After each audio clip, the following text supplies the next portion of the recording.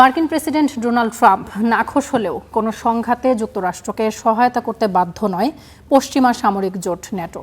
তাছাড়া সহায়তা পেতে সুনির্দিষ্ট প্রক্রিয়া অনুসরণ করে যে আনুষ্ঠানিকভাবে আবেদন করতে হয় তাই করেনি ওয়াশিংটন।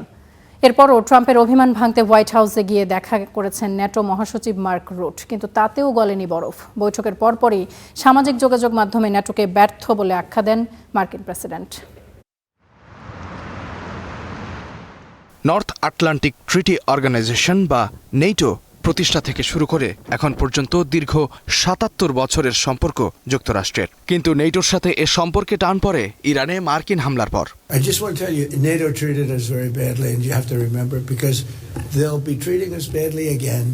ইরানের উপর সামরিক চাপ বৃদ্ধির অভিযানে নেটোভুক্ত মিত্র দেশগুলো তাদের নৌবাহিনী পাঠাতে অস্বীকৃতি জানানো ও মার্কিন যুদ্ধবিমানগুলোকে আকাশসীমা ব্যবহারের অনুমতি না দেয়ায় ক্ষোভের শেষ নেই ট্রাম্পের।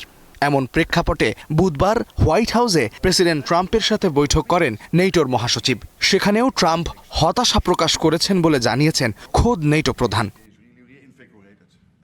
বৈঠকের পরেই নিজের সামাজিক মাধ্যম ট্রুথ সোশ্যালের পোস্টে নেটোর প্রতি ক্ষোভ প্রকাশ করেন ট্রাম্প। শুধু তাই নয়, সম্প্রতি যুক্তরাষ্ট্রকে জোট থেকে বের করে আনতেও চেয়েছেন মার্কিন প্রেসিডেন্ট। বিশ্লেষকরা বলছেন, ট্রাম্পের এমন হুমকিতে চিন্তিত ইউরোপ।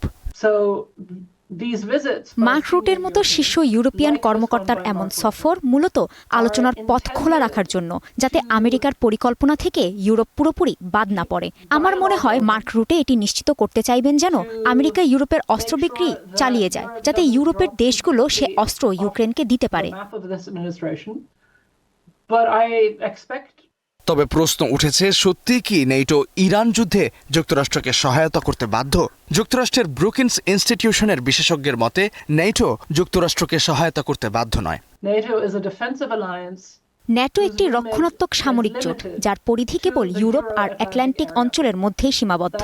এতে মধ্যপ্রাচ্য অন্তর্ভুক্ত নয়। কেবল 9/11-এর সময় একবারই এই আঞ্চলিক সীমাবদ্ধতা তুলে নেওয়া হয়েছিল, যা পরে আবারও ফিরিয়ে আনা হয়। তাই এখন ইরান ইস্যুতে ইউরোপীয় কোনো মিত্রের যুক্তরাষ্ট্রকে সাহায্য করার বাধ্যবাধকতা নেই।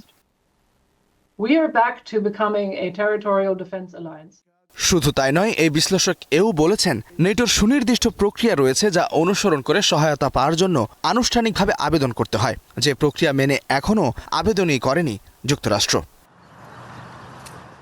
ইস্তিহাদুল মাহমুদ, স্টার নিউজ।